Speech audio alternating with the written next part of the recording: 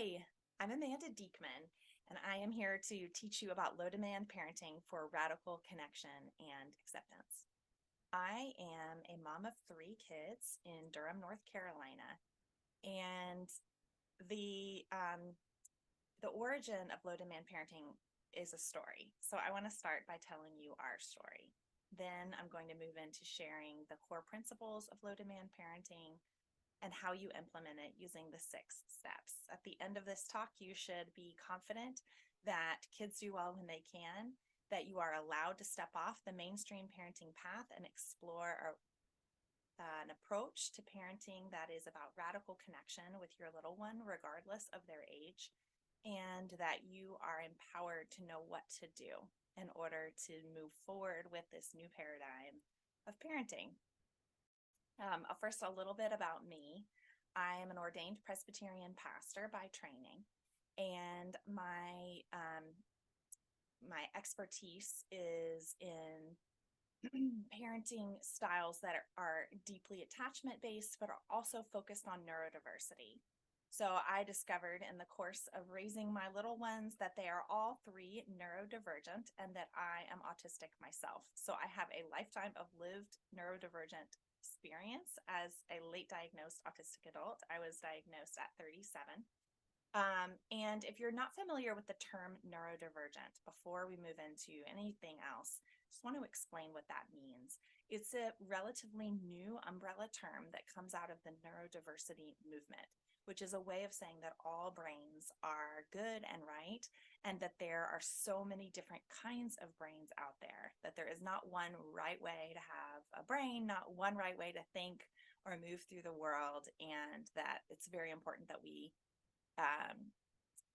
affirm and that we accommodate and celebrate all of these different kinds of brains. So some of the diagnoses that fit under neurodiversity or neurodivergent would be autism, ADHD, Tourette, learning differences, trauma can fit into the neurodiversity framework.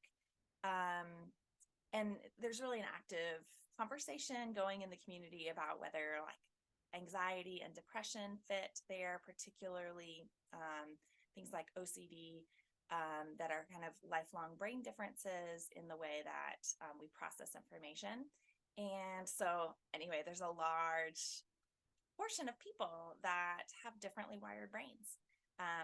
Another category that I think is a really interesting and important one to include is giftedness or different intellectual abilities. And what's important to name is that the essential thrust of this movement is around seeing, naming, and celebrating what's there, alongside an acknowledgement that our society does create pathways for one particular type of brain to thrive, and that's neurotypical. And so that acknowledgement comes under the umbrella of something called ableism, which is our way of saying that we are both socialized in terms of the way the world is structured and internalized this idea that there is one right way, and that every time that shows up, we can give it a name. It's ableism. And then we work for an anti-ableist way of moving through the world, which is around radical affirmation and radical acceptance. So with that framework in mind, it's time for me to tell you a story. When I was a mom of three young kids, 4, 2, and 0, I was struggling really deeply. My oldest was experiencing a lot of dysregulation, and at the time, what I would say of meltdowns, tantrums. It seemed like he needed control all the time. And that came out over things like clothing. He was hyper controlling over what he wore. Anything I suggested, he would take off. He had to change clothes many times a day. It seemed like he had issues with trust with me, that I would tell him to do something and he would do the opposite, or I would set a boundary and he would intentionally run past it. There were safety concerns. He was self-harming, banging his head into walls and floors. Anytime I tried to use gentle parenting techniques like time in or deep breaths, naming his emotions, sports casting what he was doing, all of these techniques that I was told would help to de-escalate his system and bring him more regulation and connection with me, they failed colossally. And it felt like every day was getting worse and worse and worse. I would have to physically carry him to his room and lock the door in order to get him any space because he was so dysregulated that he was hurting his brothers, tearing things apart, hurting himself. And I didn't know what to do. And then, as if it could get harder, then my 2-year-old, who had been not communicating very clearly or very much up to that point, began to speak a bit more. And although he had some pretty significant speech differences, it was clear that he was really struggling to navigate social relationships. So he would begin to bite and scratch and push and scream at kids on the playground when they came too close. I would hover, a hand's length away from him so that I could scoop him up if any kid came too close, or I would ask parents to keep their kids away from him, which really upset him because he wanted to play.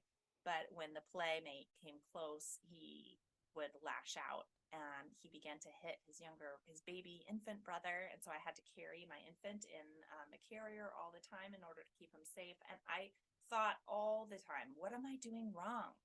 I know I'm a good parent. I thought I'd be a good parent. I think I'm a good parent. It was all on very shaky ground. And every day, as things got hard, this narrative got reinforced that I was messing up and I was doing something terribly wrong. So if that's you, or even remotely you, just know that I see you. I know what those days are like, and I know the way that we internalize this message, that we are the ones messing up, that the system doesn't fail, that the techniques are never wrong. It's always us. We're not implementing them well enough. We're not calm enough. We're not proactive enough. We're not structured enough. We're not boundaried enough. And it's always the parent who is falling short.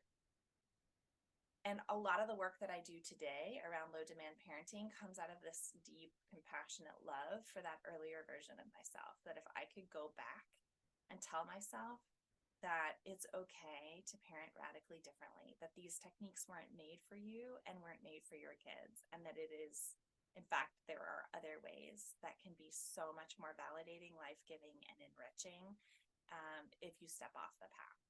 That is why I do what I do.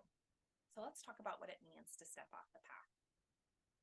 The core foundational principles of low demand parenting come from the philosophical and psychological traditions of Ross Greene, who is author of The Explosive Child. And his core principle is that kids do well when they can, and that it's the adult's job to help them do well by identifying what lagging skills and unsolved problems are contributing to these situations where kids are unable to do well, and then going upstream and changing the